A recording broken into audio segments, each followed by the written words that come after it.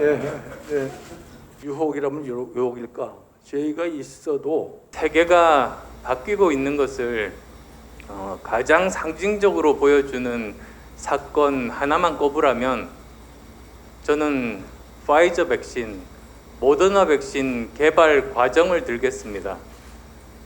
어떻게 해서 개발됐는지를 살펴보면 거기에 지금 세계가 어떻게 바뀌고 있고 그리고 앞으로 어떻게 바뀔 건지가 모두 다 담겨 있습니다. 아주 간단하고 좀 거칠게 설명을 하면 내용은 이렇습니다. 파이저 백신, 모더나 백신, mRNA 백신이라고 하지 않습니까? mRNA가 뭔지 설명드릴 필요는 없고요. 이 mRNA라는 것이 아주 옛날부터 실험실에서 만들 수 있었던 겁니다.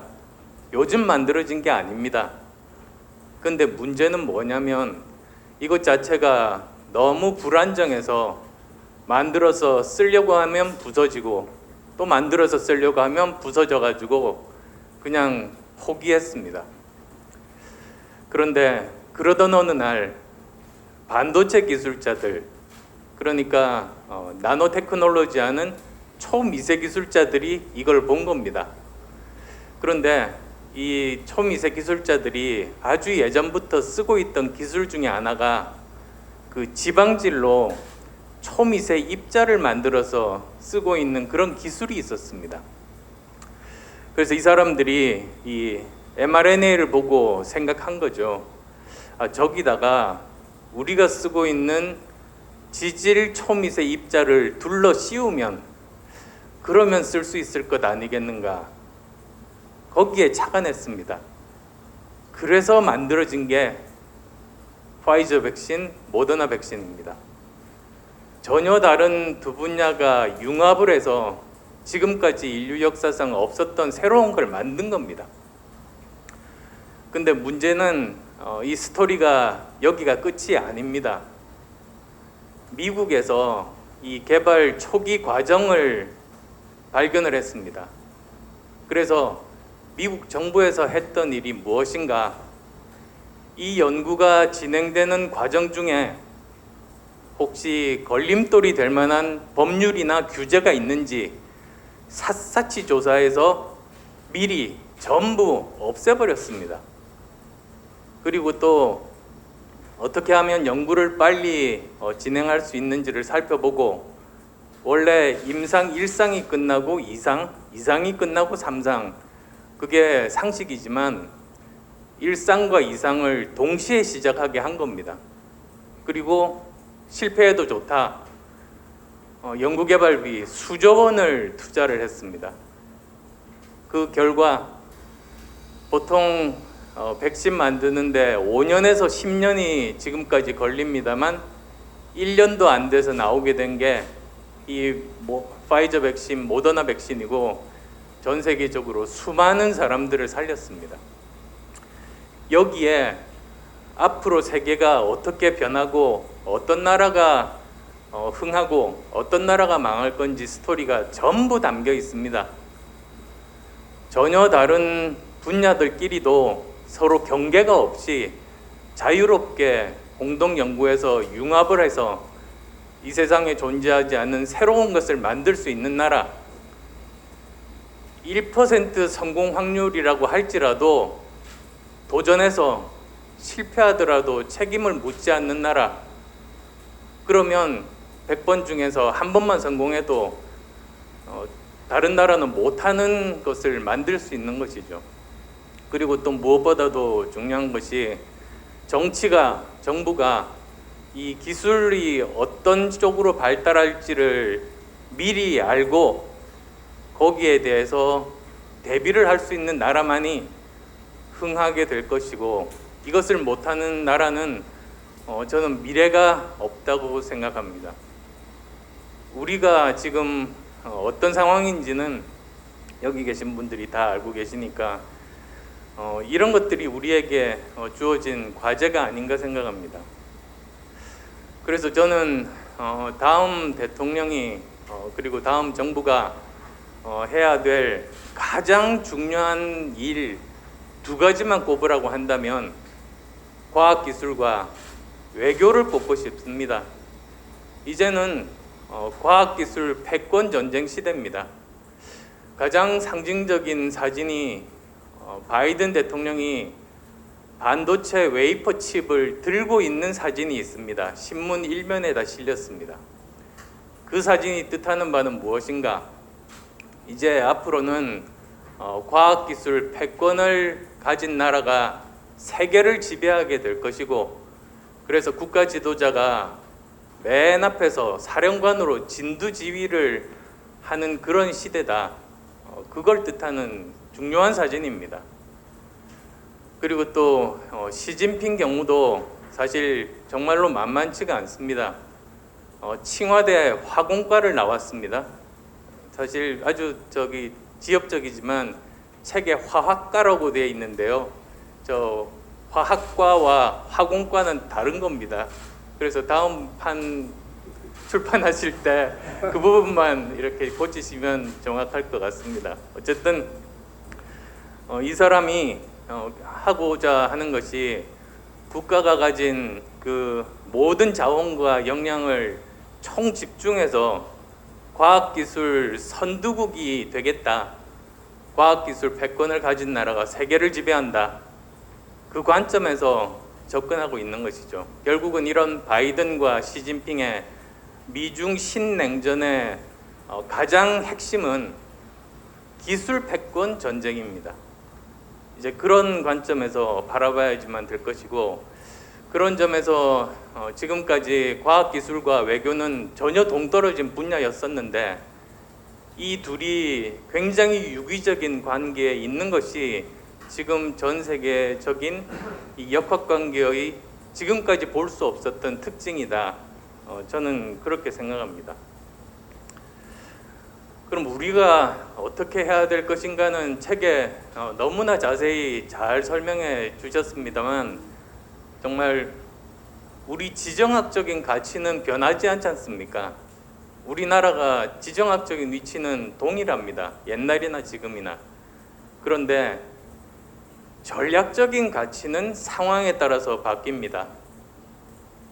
보면 전략적인 가치가 언제 우리가 커지는가? 냉전 때 커집니다. 평화 시에는 작아집니다. 그래서 저는 지금 미중 신냉전 과학기술 패권 시대에서 이 상황이 우리에게 위기이지만 동시에 기회일 수도 있다라고 생각합니다. 그래서 우리의 가치가 올라가고 있는 시대이기만큼 우리가 여기에 어떻게 대응하는가가 우리나라의 운명을 좌우할 수 있는 위기이자 기회의 순간이다. 그리고 마침 이렇게 중요한 순간에 대선이 열리니까 대선에서의 가장 중요한 화두를 이것으로 삼아야만이 대한민국의 미래가 있다는 생각입니다. 그래서 아까 이사장님께서도 말씀하셨습니다만, 우리가 주도적으로 그리고 또 국익을 극대화하는 생존 전략을 세워야 되는 것이 굉장히 시급합니다. 각 대선 후보들마다 우리의 생존 전략에 대한 정책 경쟁을 해야만 우리의 미래가 있다는 그런 생각이고요. 결국은 미국과 중국 양쪽에 꼭 필요한 나라가 되어야 된다. 그래서 결국은 우리가 지금부터 추구해야 될 두 가지, 그건 과학기술 초격차 그리고 외교 역량 강화 아니겠습니까? 과학기술 초격차라는 말은 반도체 초격차에서 나온 말입니다. 삼성전자 임원분께서 우리가 삼성전자가 반도체 세계 1위를 하는 것은 조그만 격차로 1등을 하는 것이 아니라 초격차, 거의 2등이 따라올 수 없을 만큼 계속 그 격차를 유지해서 우리가 생존할 수 있다는 게 반도체 기술 초격차입니다. 그러면 우리는 지금 현재 초격차 상황에 있는 과학기술이 단 한 개입니다. 그렇지만 나머지 수많은 2차 전지라든지 LCD 디스플레이라든지 또는 5G를 넘어서 이제 앞으로 6G라든지 여러 분야에서 가능성 있는 분야들이 많습니다. 세계 인류지만 아직은 초격차 기술을 가지고 있지 않은 그런 부분부터 먼저 집중해서 10개 정도의 초격차 기술을 확보하게 되면 그러면 우리는 미국과 중국에 꼭 필요한 나라가 됩니다. 우리 생존을 보장을 할 수가 있습니다. 또한 이것을 또 제대로 잘 활용하기 위해서는 외교 역량을 강화하는 것이 정말로 중요하지 않습니까? 사실 우리가 독자적으로 외교 전략을 구사한 경험이 부족하다 보니까 결국은 여기까지 왔습니다만, 경제는 먹고 사는 문제지만 외교는 죽고 사는 문제라는 말이 있듯이 이제는 정말로 가장 빠른 시간 내에 외교 역량을 기르는 일, 그것에 우리는 집중해야 된다는 생각을 했습니다. 이번 책을 읽으면서 정말 많은 것들을 깨닫고 제 생각 정리도 할 수 있는 정말 알찬 시간이었습니다. 이렇게 2년 동안 이렇게 귀중한 저서, 앞으로 대한민국의 운명을 바꿀 수도 있는 계기를 만들 수 있는 저서 만들어 주셔서 진심으로 감사드립니다. 우선 우리 정덕구 장관님하고 저는 특별한 인연이 있습니다. 제가 모셨던 상사시고 또 저희 기재부의 선배님이십니다. 많은 후배들이 존경하는 선배님이시고 정말 아이디어가 많으시고 추진력이 대단하셔서 우리 후배들부터 많은 존경을 받고 있고, 거기에 하나 더 하자면은 굉장히 전략적인 마인드가 있으셔서 정부에 계실 적에도 여러 가지 정책 추진이나 특히 대외 관계에 있어서 정말 아주 발군의 이런 리더십을 보여주셨던 저희 선배십니다. 그래서 우리 정 선배님이 이렇게 훌륭한 책 쓰신 것에 대해서 제가 지정 토론자로 나오게 된 걸 참 영광으로 생각하고 또 조금 외람된 생각도 좀 듭니다. 저는 오늘 세 가지 좀 말씀을 드리려고 합니다. 오늘 장관님 말씀 듣고 또 이 책도 좀 보면서 느꼈던 세 가지 말씀 드리려고 하는데요. 첫 번째는 이 중국을 포함한 우리 외교와 국내 정치와의 관계가 첫 번째고요. 두 번째는 중국뿐만 아니라 또 미중 간의 관계에서의 한국, 또는 지금 가장 나쁜 상태, 최악의 상태에 있는 한일 관계, 또 지금 급변하는 국제 외교 정치와 국제 경제 질서가 재편되고 있는 틈에서 과연 이 중국 문제나 이 전체 문제를 어떻게 봐야 될지 하는 그런 어떻게 보면 외교 전체에 대한 얘기들과 이제 특히 중국에 대한 얘기고요.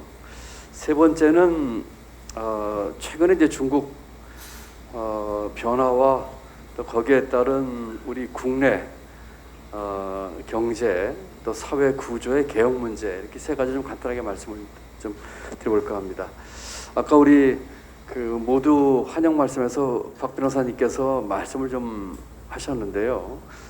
우리 외교나 이 대미 대중 이 관계가 국내 정치로부터 자유롭지 못하는 경우가 굉장히 많이 있는 것 같습니다.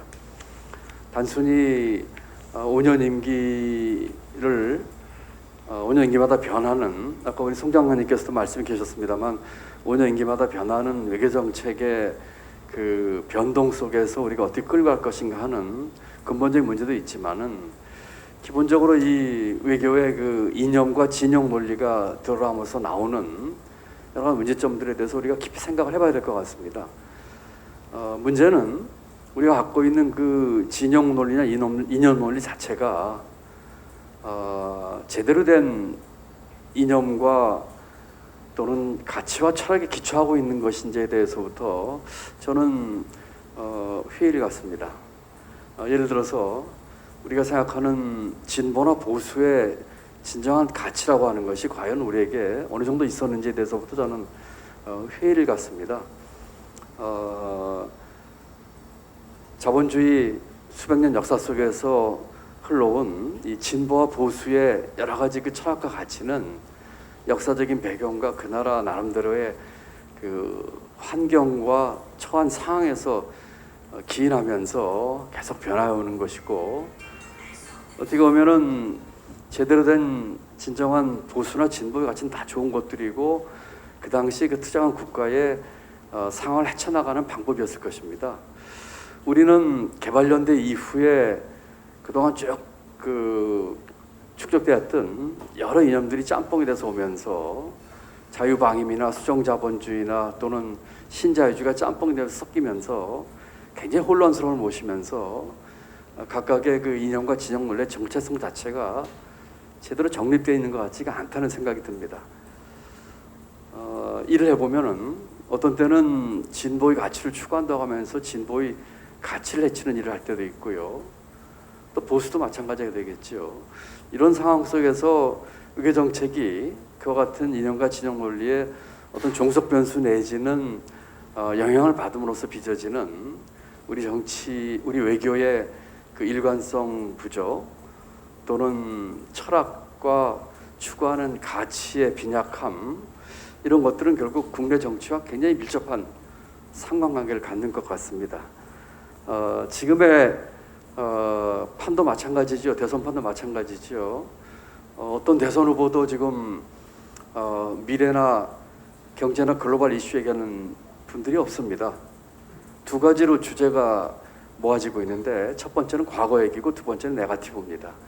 이런 상황 속에서 과연 우리가 추구하려고 하는 그 대한민국의 미래 비전, 또 우리가 가장 중요한 경제와 민생의 문제, 또 어떤 후보 입에서 여러분 글로벌 이슈가 나오길 기대하십니까? 지금 아무도 얘기하고 있지 않지만 우리 오늘 토론 주제처럼 국제 정치 외교 환경이 급변하고 있고, 경제 질서는 2차 세계대전 이후에 만들어졌던 50년 국제 경제 질서가 근본적인 뿌리가 흔들리고 있습니다. 자유무역과 개방의 두 축이 흔들리고 있는 상황이기 때문에 우선 우리가 국내 정치 문제, 또 앞으로의 대선 과정에서 이 문제를 정말 그 비전과 함께 나아갈 방향을 제시하고, 그럼으로써 이 제대로 된 토론이 이루어지는 대선 토론판의 수준부터 높여야겠다는 생각을 해봅니다. 두 번째는 그 여러 이 미중 관계 또는 극도로 악화되는 한일 관계 등등에서 보는 전반적인 외교 문제와 이제 중국 문제라고 생각을 합니다. 많이들 미국과 중국에 있어 우리가 선택의 문제냐, 태길의 문제냐, 동맹이냐 이런 얘기를 많이 하는데, 저는 이 동맹은 동맹답게 가치를 공유하는 것이고, 중국은 또 우리 제1의 경제 파트너로서 파트너답게 실리와 상호 이해관계를 존중하는 그런 추구로 나간다고 생각을 하고 있습니다. 이것은 선택의 문제가 아니고 우리가 국익에 기초한 실리를 추구하는 그런 것이 되겠죠. 다만 우리 외교 정책에 있어서 우리가 추구하는 가치와 철학에 대한 것을 분명히 하면서 민주주의, 자유시장, 인권 또는 자유무역 또는 인류 공동에 대한 위협이 되는 여러 가지 이슈들, 기후변화라든지 뭐 코로나라든지 여러 가지 전염병 문제를 포함해서 이런 것들에 대한 대한민국 외교의 가치와 철학을 분명히 하면서 차곡차곡 우리 그 트랙 레코드를 쌓아야 한다고 생각을 합니다. 그럼으로써 주변에 어떤 우리 외교의 상대국도 대한민국 외교가 나갈 길에 대한 예측 가능성을 분명히 줘서 저런 입장에 있어서는 대한민국은 이런 입장을 취하겠구나 하는 가치와 기본에 그 입각한 외교의 그 여러 사례들을 축적하면서 우리 나름대로의 길을 열어가는 것이라고 생각을 합니다. 책에서 거기에 대해서는 아주 정리를 또 집대성을 잘 하신 거라고 생각을 합니다.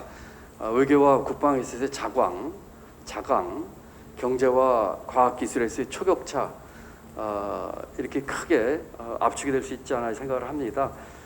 중국이 꼭 필요로 하는 어떤 그 전략 자산, 반도체라든지 신물질 이런 것도 포함한 것에 대한 초격차 문제와 또 우리가 아까 우리 정덕호 장관님께서도 말씀을 하셨습니다만 국방과 외교에 있어서의 우리 자강에 대한 얘기를 하셨기 때문에 그런 측면에서 우리가 앞으로 이 복잡하게 얽혀 있는 저는 한일 문제를 푸는 것도 대단히 중요한 일이라고 생각을 하고 있는데 이런 편에 있어서의 우리 분명한 철학과 가치에 입각한 나름대로의 일관성 있는 외교 정책의 추진 이런 것이 중요하다고 생각합니다. 세 번째는 중국과의 관계에 있어서 이 중국 다른 외교관계도 마찬가지입니다. 이것은 움직이는 타켓 같아요.